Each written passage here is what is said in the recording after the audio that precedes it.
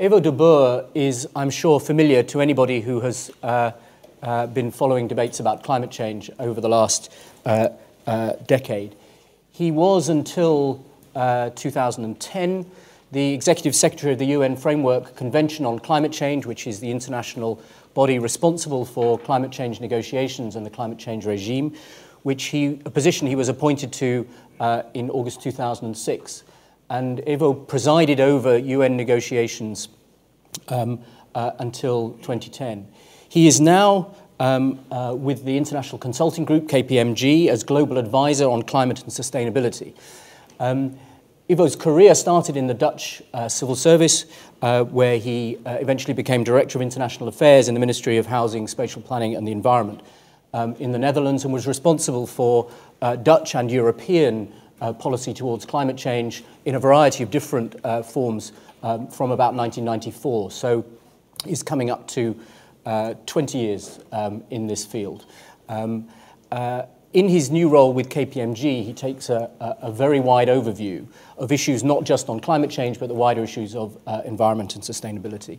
And it's a pleasure and honor to have him with us today. The subject of his talk today is an international climate treaty. Is it worth fighting for? He's just asked me to remind him what his title was. What the subject here, which is a subject of intense interest and debate within climate change circles, is of the form of an agreement, which more or less everybody thinks there should be an international agreement to cover climate change. But exactly what form should this take, and in particular, what legal form should it take? The blurb, interestingly, for this session was written before the Durban conference, the UN FCCC conference in December.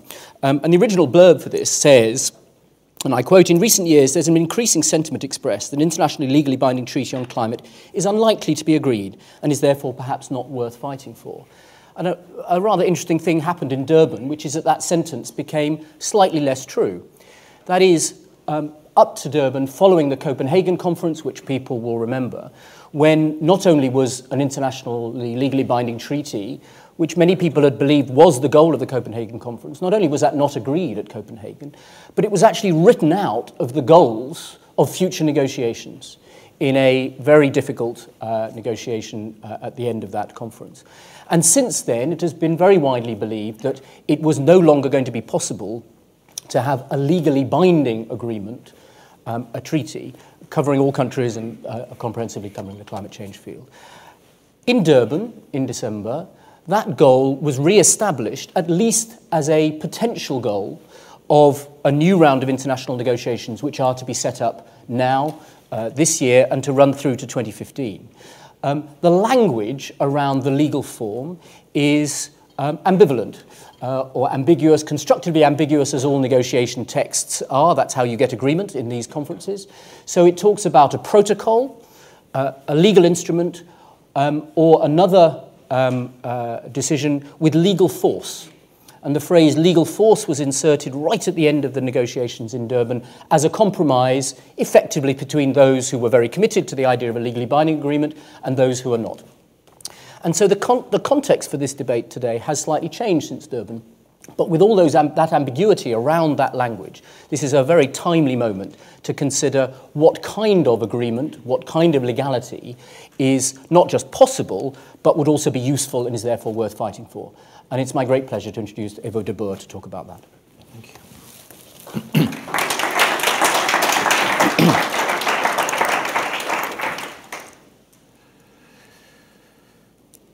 I think what you just said by way of introduction ought to inspire me to throw away my notes and rather respond to what you've just been saying, for a number of reasons. First of all, because I'm not convinced that everyone thinks an international treaty or an agreement is desirable or feasible. I think there's a great deal of skepticism around that, and I want to go into that a little bit. And secondly, I've had a lifelong belief that form should follow function, and that you first need to decide what you want to do on a particular topic, whether it's nationally, regionally, or internationally. and then create the architecture, the form that goes with that.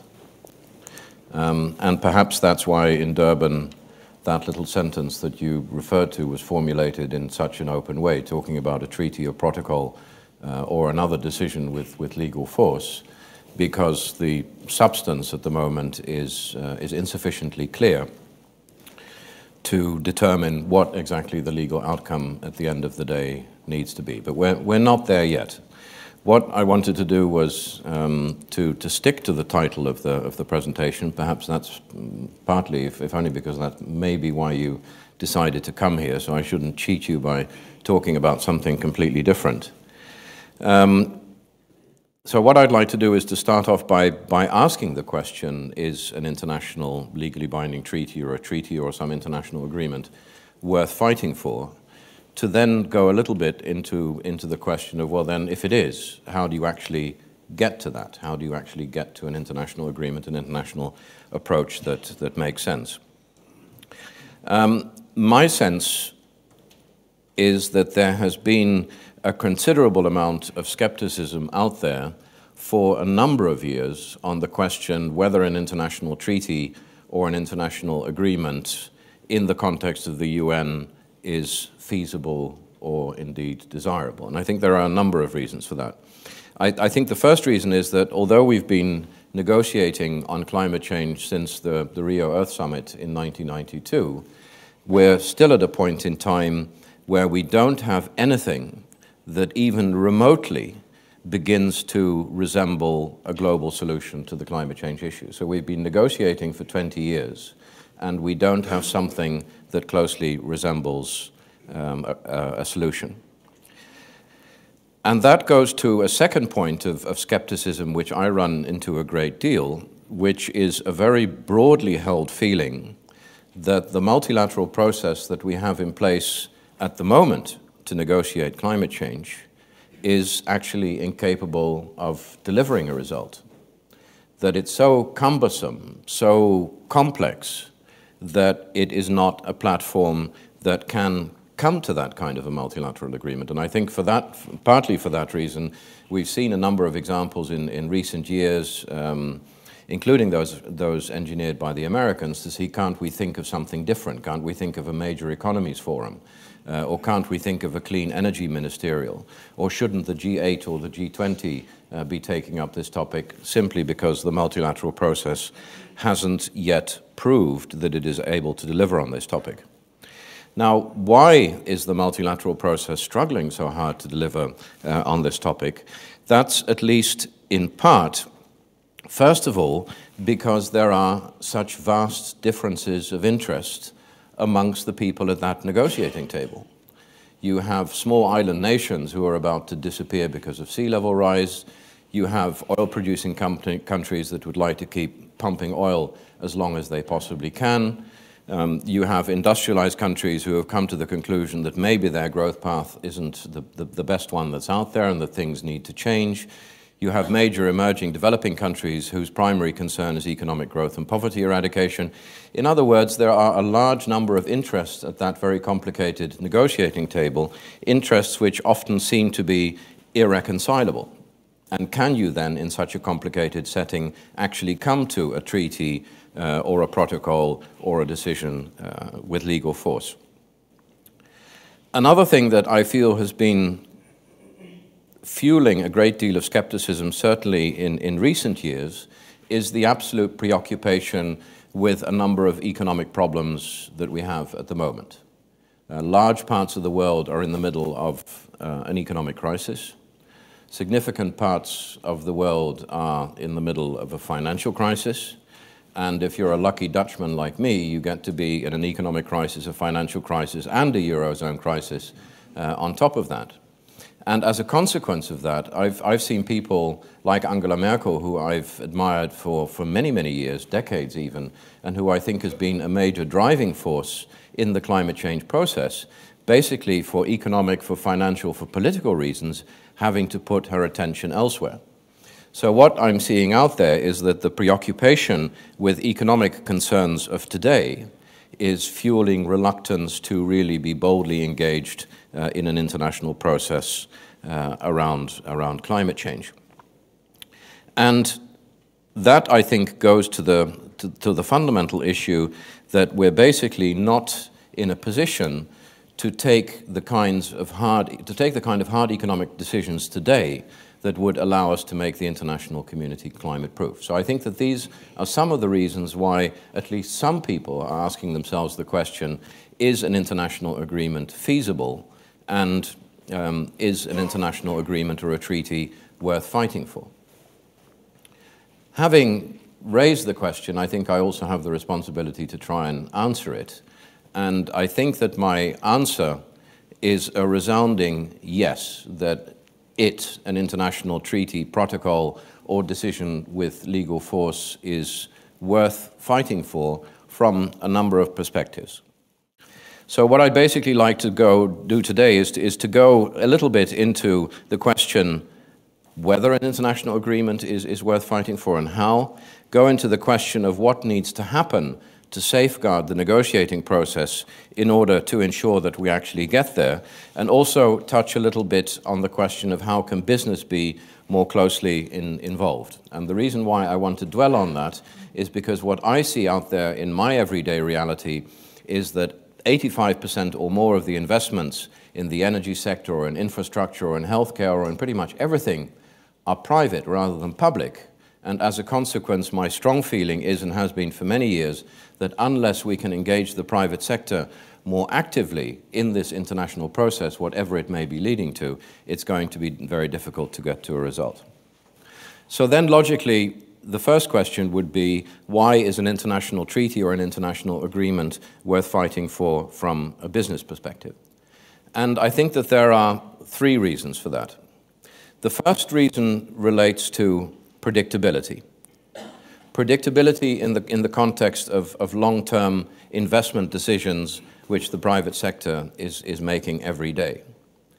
And although you could argue that some of the goals that have been formulated, like a maximum 2-degree temperature increase, or the goal to reduce global emissions by 50% by the middle of the century, or a strongly held feeling on the part of leaders of industrialized countries that they need to reduce their emissions by 80% by the middle of the century, although you might justifiably have the feeling that those goals are rather vague, I do believe that they are of significant importance in terms of giving the business community at least a slightly better sense of where the policy frameworks might be going. A great deal of the capital stock that we need to be talking about in order to address climate change, power stations, cement factories, etc., is capital stock that has a life of 30 to 50 years. In other words, if you're going to build something today, a coal-fired power plant or a cement factory, you do not only need to consider the economics of that investment in the context of today, but you also need to consider it in the context of what the policy environment might look like in 20, 30, perhaps even 50 years. And in that sense, from a predictability point of view, I think an international agreement of one shape or form or another is very important when making those kinds of long-term investment decisions. And that is very much about the fact that, as I tried to indicate, that if you look at some of the technologies that we need to deploy that do not make any economic sense from the point of view of our reality today, those technologies might look very different in the context of that longer-term perspective. So in that sense, and this goes to the point of predictability, investors want to understand the direction of policy. They want a long-term understanding of where policy is likely to go. And in that sense, an international treaty can help to provide the business community with very important predictability. The second reason why I think an international agreement of some kind is important to the business community relates to the issue of stability. So we have predictability first, now stability. And that is because, and you see it in every country around the world, it's very difficult to plot a course, including an investment course, purely on the basis of national politics. We've seen feed-in tariffs change dramatically in Spain and in a number of other countries in recent years. In many European countries, because of the economic and financial crisis, fiscal regimes have fundamentally changed, basically meaning that green investments that were possible at a certain moment in time are no longer possible as a consequence of investments. We've seen Germany dramatically, because of what happened in Fukushima, change its position in nuclear energy. So, in other words, national politics are very difficult to plot an investment course by. Whereas if you look at an international regime, I think that does give you much more of that longer-term stability by which to plot your course. Even though you might question the effectiveness of the Kyoto Protocol, the only legal instrument that we have at this moment in time on climate change, the reality is still that only one country, Canada, has formally decided to withdraw from that regime, and all of the others are still working towards achieving their targets, and in that sense providing a sense of stability that is very difficult to achieve only through national politics. The third reason why I would argue that an international agreement or treaty is important to the business community relates to the level playing field. Now, you hear companies talking about a level playing field all the time, and you know that a level playing field doesn't exist. A level playing field doesn't exist in the sense that there are no two countries where energy prices, labor costs, tax regimes, and a whole host of other things are identical. In other words, the operating conditions are different and the circumstances are different in different countries. The reason why the private sector refers so often to that level playing field is because it's really important for companies that are competing internationally to have the sense that that whole international community is, to some extent at least, pulling its weight, is taking a share of the effort towards some commonly agreed goal. And in that sense, an international treaty where you have the commitments, the targets, the promises to engage from all countries on the table, and where those can be discussed and negotiated, gives you more of a sense that countries are pulling their weight, and that an international agreement does not simply lead to the displacement of economic activity from one part of the world to another. So in other words, for reasons that relate to predictability, stability, and level playing field, or at least the sense of a level playing field, I believe that an international agreement or treaty is of great significance to the business community. What about civil society? I also believe that an international agreement or treaty is critical to civil society.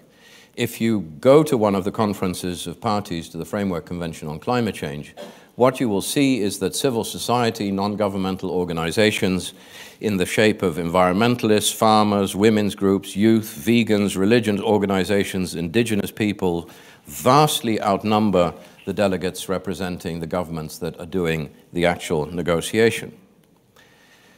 And that is critical because the openness, or at least to some extent the openness of that process, gives civil society an opportunity to provide input on the process.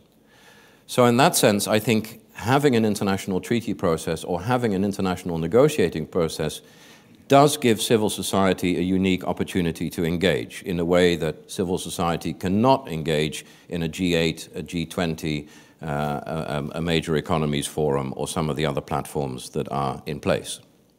And as a result of that presence, and that gets me to my second point, it also places civil society in the position to bring more balance into the agenda of the negotiations. For example, I think that the shift that we've seen in recent years in the negotiations, where we have begun to put increasing emphasis on questions of adaptation and technology transfer, are to at least some extent thanks to the engagement of civil society. Civil society has helped to shift the agenda away from only emission reductions to look more broadly at the concept of climate change and how it's likely to have an impact on different countries around the world.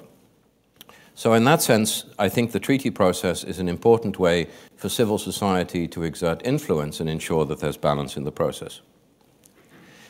And that then, in turn, through that civil society engagement, leads to very important transparency in that international process. What civil society basically does is put the negotiators and the nations at the negotiations under a public spotlight and ensures that those that are there to play the game are actually playing the game as opposed to playing games. So in that sense, the civil society engagement, the transparency in the context of a negotiating process helps to ensure that governments are serious in how they engage in that process. And the fourth reason and final reason I'd want to mention here why an international process is, I believe, in the interest of civil society relates to adequacy. I refer to the fact that we're nowhere near a solution, an international solution that measures up to the climate change challenge. The Kyoto Protocol leads to roughly a 5% reduction of emissions below 1990 levels. If you look at what was agreed in Copenhagen, Cancun, and Durban, that is nowhere near good enough to get us to a maximum 2-degree temperature increase, which generally people should feel should be the goal. And I think there is an inclination, a tendency on the part of political negotiators to say, well, let's put that aside for a moment and let's concentrate on getting a deal, and then we can return to the adequacy of that deal at a later moment in time. And one of the very important roles of civil society, I think, in that process is to ensure that negotiators are continuously confronted with what they should be negotiating, what they should be working towards if we're to get this issue under control. So for those four reasons, I think an international process, a treaty, however you want to call it, is also critical from a civil society point of view. Now, what about governments?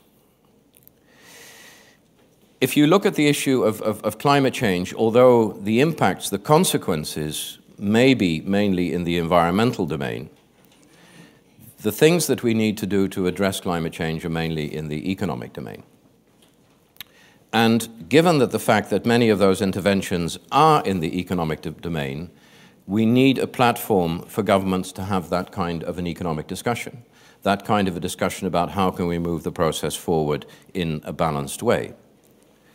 And I strongly believe that although a number of countries, a number of organizations have been advocating a regional approach to the issue of climate change, let's move this forward incrementally, let's work together at regions and then later see if we can weld it together in the context of an international process. I believe that it will be even more difficult to come to an answer to the challenge of climate change if we focus only on the national and the regional level. In other words, the higher the degree of international cooperation, the more ambitious the steps that we can take together. We tend to focus very much in the climate change negotiations on targets, on goals, on issues that relate to legally binding aspects of an agreement.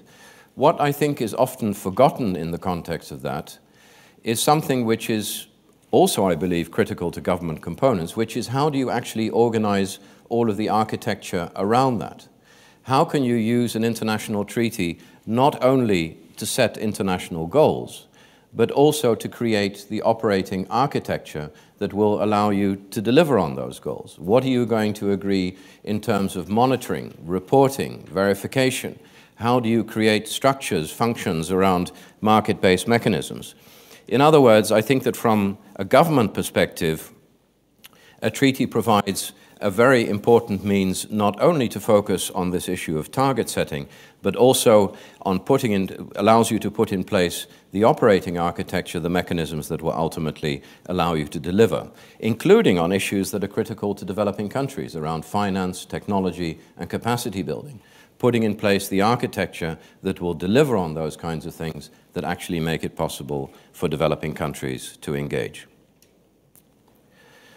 So, if you can argue, and I would argue that from the perspective of business, civil society, and governments, an international agreement of one kind or another, preferably a treaty to my mind, is worth fighting for, then where do we stand in that process at this moment in time, and where do we seem to be going?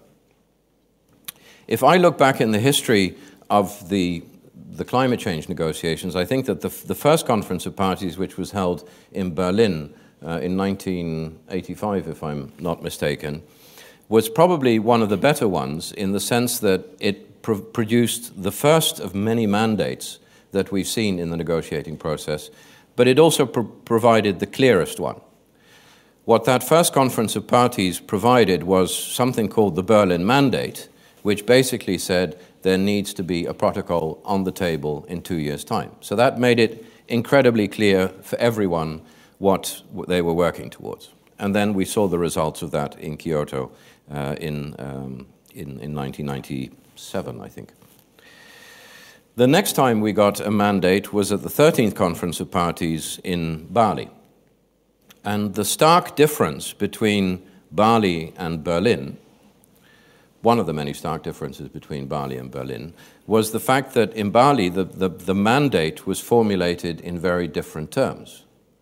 What the Bali mandate talks about is working towards an agreed outcome in Copenhagen, without specifying what the nature of that agreed outcome needed to be in Copenhagen. And what you actually saw happening between Bali and Copenhagen was about 1.5 years or close to 2 years of fighting about what actually is it that we are supposed to be working towards. And that, I think, is at least one of the many reasons why the Copenhagen Climate Change Conference ended up where it was. Now, how does Durban, the most recent climate change conference, compare with COP1 and COP13? Well, first of all, I think it does represent an absolute sea change in the negotiating process. What we saw happening in Durban was basically ministers refusing to leave until there was a meaningful agreement. We're quite used to climate change conferences running significantly later than they're supposed to. They're supposed to end, I know, at 6 o'clock on Friday afternoon. They never do. Generally, they run into Saturday morning. But what we saw this time was the conference running into Sunday morning, basically because a significant constituency of ministers said we are unwilling to walk away from this meeting without an agreement. And that, I think, was significant. The second thing that was significant is that we saw a completely new alliance emerge in the context of the negotiations, an alliance to work towards a result in 2015 which can enter into force in 2020 through a treaty or protocol or a decision with legal force. What we saw, I think, for the first time was Europe able to realize a very strong pact with least developed countries, small island nations, the vast majority of developing countries, to say we need to be working towards a comprehensive international approach that entails obligations of different kinds, incidentally, but obligations for all countries. We need to move away from this black and white world of 1992, where you have countries with targets and you have countries without, and nothing in between. We basically need to move into full technicolor also in the context of the climate change negotiations. But at the same time, the mandate provided in Durban was significantly less clear than the mandate provided in Berlin, but happily much clearer than the mandate provided in Bali. But having said that, it leaves a great deal of room for discussion, for negotiation on where the international process needs to go from here on.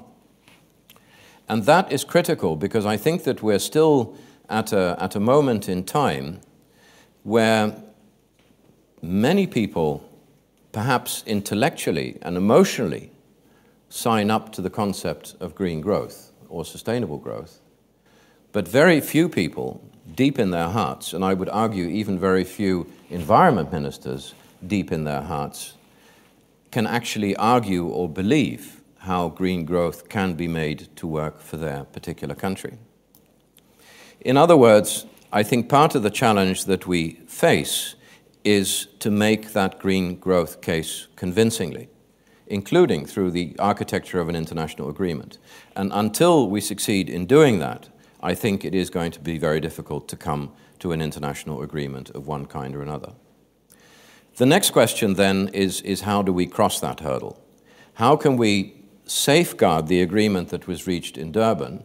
How can we ensure that the process moves forward towards a meaningful result that is more in line with the longer-term goals that we're trying to achieve?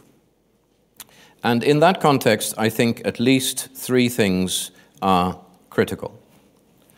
The first thing that I see as critical is more engagement by political leaders in the climate change process. People generally feel that climate change is one of the most important issues facing humanity at this moment in time. People generally feel that this is one of the most important international negotiating processes, but at the same time, it is a process in which ministers only engage for 3 days in an entire year. Basically, the only moment that they have to come together collectively is during the high-level segment of a conference of parties at the end of the year. And I strongly believe personally, that it is impossible to get the process moving, whether it's towards a treaty, a protocol, or a decision with legal force. It is impossible to get the process moving unless we see a much stronger political engagement in that process. How can you expect a negotiator on behalf of the UK or Mali to move in a negotiating process when there is not a clear mandate to make that move? So the first thing that I would argue is of critical importance is to have more political engagement and a broader political engagement in guiding that process.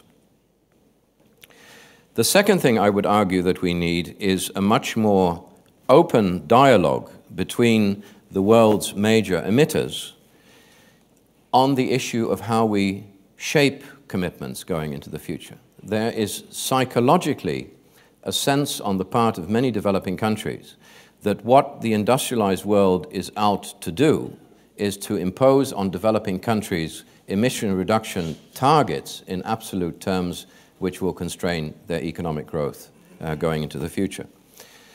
That is a broadly held perception. I think, for example, in that context, many countries have forgotten that in Europe, at the time of Kyoto, we approached the question of commitments in a very diversified way, in the sense that under the Kyoto Protocol, Portugal has an emission reduction target, or has an emission target of plus 27%, Greece plus 25%, Spain plus 15%, Ireland plus 13%, and Sweden plus 4%. And I give that as an illustration of the fact that I think that there is a recognition out there that we need to differentiate. I think there is a recognition out there that in the case of some countries, a target in the context of a climate change regime may mean a growth target.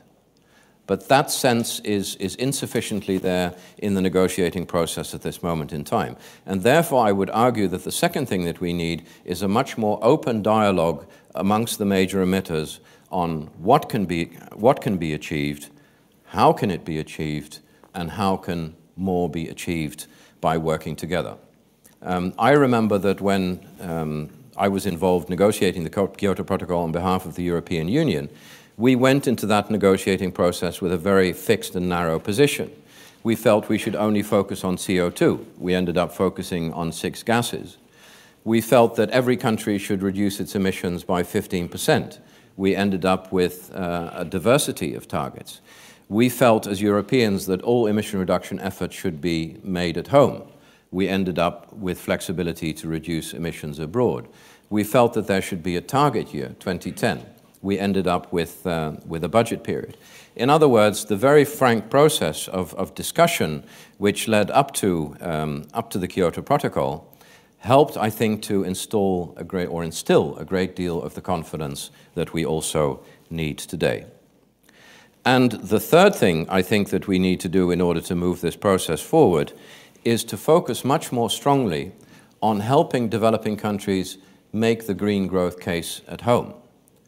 In other words, to stop talking about green growth or sustainable growth as an intellectual concept, but to begin to make it real in the context of Mali, Nigeria, Vietnam, or whoever. In other words, to begin to design those green growth or sustainable growth strategies at the national level in a context that countries can understand, and mobilize finance, technology, and capacity building towards those goals. You're giving me 2 fingers to indicate that I need to hurry up, not to indicate that you disagree with me yet. I think, and this would get me to my final point, is that we can only make that case for developing countries convincingly at the national level if we begin to see climate action, nationally appropriate mitigation actions, the strategies that developing countries are supposed to develop, as much more of an agenda for economic growth, more sustainable economic growth, rather than a climate change agenda alone. And that, I very strongly believe, is only going to be possible if we put the private sector much more at the heart of those national strategies. If at the moment 85% of investments in the energy sector are private, not public, then why should that be any different in the context of a national climate change plan or in the context of a nationally appropriate mitigation action? So in other words, I think there are opportunities, and I don't have time to go into them now, to ensure that those nationally appropriate mitigation actions, those national plans in developing countries, really become real strategies for economic growth in a different direction, in a way that fully engages the private sector. So in conclusion, I would argue that yes, an international treaty in one shape or form is very much worth fighting for. I think that we're only going to get to a successful outcome on that very ambiguous Durban language if we first of all have more political engagement in the process, secondly have a much more frank and open discussion amongst the major emitters of the world on what can be achieved and how it can be achieved, and thirdly, if we act much more significantly to help developing countries make the case at home that yes, indeed, green growth is not just a theoretical concept, but something that we can actually turn into a meaningful reality for developing countries individually. Thank you.